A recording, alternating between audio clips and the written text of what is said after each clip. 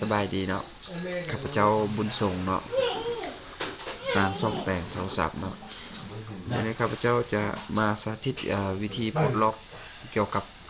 Samsung เนาะ J7 Pro รุ่นนี้จะเป็น Binary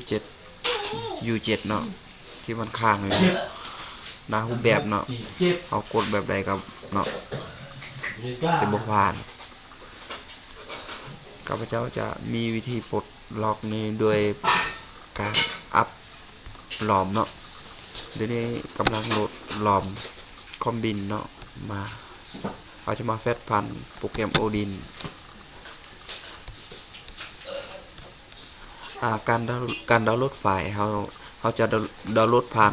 เซต3Xเนาะกล่องนี้เองเนาะ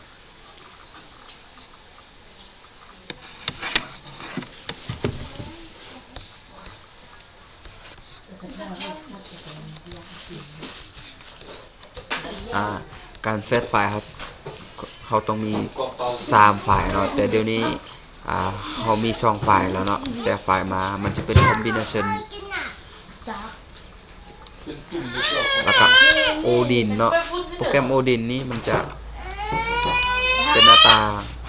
าแบบนี้เนาะอันที่2นี่เป็นโปรแกรมคอมบิเนชันเนาะมันจะเป็นโปรแกรมผ่านGSM เนาะเป็นเซิร์ฟเวอร์ของ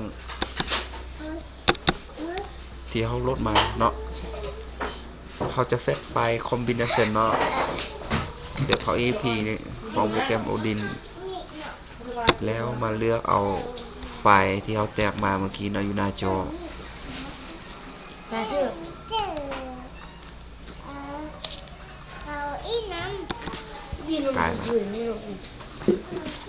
ไฟล์ตัวนี้เนาะJ730G เนาะ U7 นี่เนี่ยเขาจะเปิดเข้าไปเลยนะเปิดไปเลยรอถ่ายเนาะทางโทรศัพท์เฮาก็จะเขาดาวน์โหลดโหมดไว้เนาะ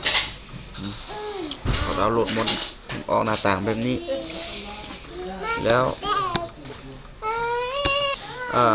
มันจะเป็นเนาะรุ่นนี้มันจะติดล็อก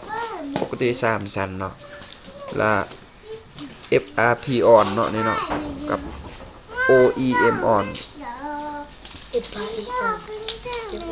นี่เนาะเอาจะเบิ่งในนี้เนาะตัวเลขที่มันเขียน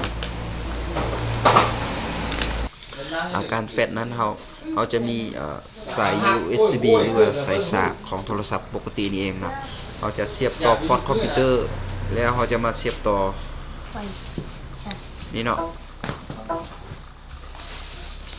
แล้วมันจะขึ้นพอร์ตเนี่ยดังฮูบนี่เนาะ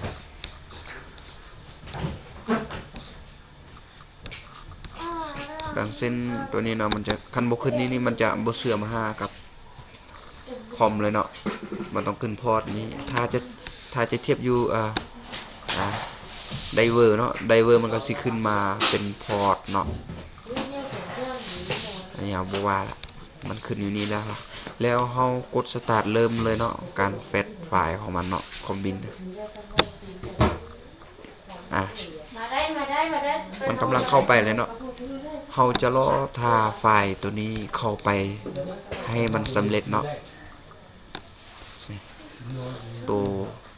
ไฟล์ตัวนี้เนี่ยมันรอทามันจำแล้วอยู่โทรศัพท์เฮามันก็จะโหลดขึ้นมาเองเลยเนาะนี่เนาะ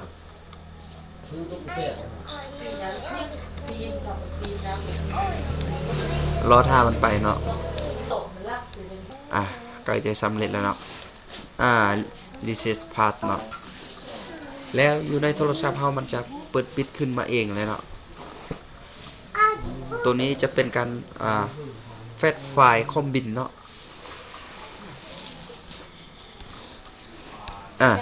มันจะขึ้นหน้าต่างแบบนี้เนาะโทรศัพท์เนาะเมื่อเฮาเฟดไฟล์คอมบินมันจะล้างเครื่องเฮาเนาะหลังจากเฮาเฟดไฟล์คอมบินเนาะ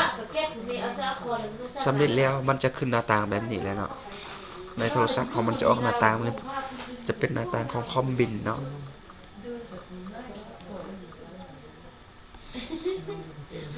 เข้าแล้วเข้ามาในตัวนี้เนาะเรากดไม่ดาวสี่เหลี่ยม0808สี่เหลี่ยมแล้วมันสิออกตัวนี้เนาะแล้วเขามากดเลือกตัวถ่ายสุดนี้แล้วเนาะเรากดโอเคไปเลยอันนี้เป็นแล้วเขาเข้าไปอยู่ที่ตั้งค่าเนาะมันจะมีเข้าไปตั้งค่าของมันแล้วเขามาเลือกคือเบาเดี๋ยวเข้าตัวเตอร์สุดนี้เนาะตัวนี้นะแล้วเขาbuild number เนาะเขามากดไว้ๆนะกด3เถื่อจนให้มันออกเลข0แล้วกดกลับเขาdeveloper option เนาะเปิดเพื่อเปิดโหมดผู้พัฒนาเปิดดีบักแน่นอนนะตัวทีนี้เนาะแต่มันจะบ่มี OEM เนาะเดี๋ยวนี้เนาะเขาต้องหาทางลงให้มันมี OEM เข้ามาในนี้เนาะ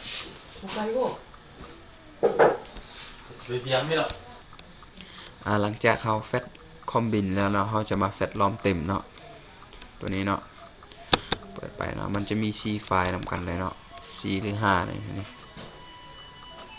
เขาจะมาเปิดโอดินเนาะขึ้นมาเข้าไปเลือกเอาไฟล์นะล้อมเต็มเนาะเนี่ยแล้วเขาจะเอา AP ไปเนาะรอทาแป๊บเนาะแล้วมาเอา BL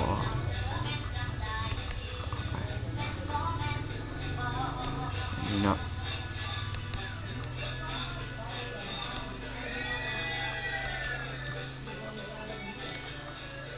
แล้วเราก็กดปุ่มโฮมแล้วก็ปุ่มเสียงลงแล้วกดปุ่มเปิดปิดนะพร้อมกันเลยมาออกนั้นแล้วกดเพิ่มเสียงบัตรมันจะออกแบบนี้เนาะแล้วเรามาต่อใส่เฮ็ดคือเก่าเมื่อกี้เนาะมันจะขึ้นพอร์ตอยู่นี่เนาะแล้วก็กด start ไปเอารอถ่าเนาะรอถ่ายอยู่นี้มันจะมีการดาวน์โหลดเกิดขึ้นเนาะอยู่ในโทรศัพท์ก็จะมีการเป็นหลอดเลยเนาะรอถ่ายเกิดแล้วเนาะเกิดจะแล้วเนาะรอถ่ายมันไปเนาะเกิดจะสุดแล้วเนาะหลอดเนาะการโหลดของหลอดเรียบร้อยเนาะแล้วในโทรศัพท์เราจะเปิดปิดเองเลยเนาะหลังจากแฟตแล้วเราสิเข้าไปนะมันจะเป็นเข้าไดฮอตนาโฮมเลยเนาะมันปลดล็อกสำเร็จเลยเนาะสำหรับการปลดล็อกJ7 Pro เนาะนี่เนาะภาษาเวียดล้วนๆเลยเรียบร้อยแล้วเนาะอันนี้สำหรับเบิ่งโมเดลเนาะรุ่นมันเนาะรุ่นโทรศัพท์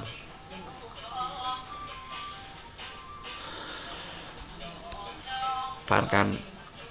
ปลดล็อกโทรศัพท์ J7 Pro ก็ได้จบลงเพียงเท่านี้เนาะ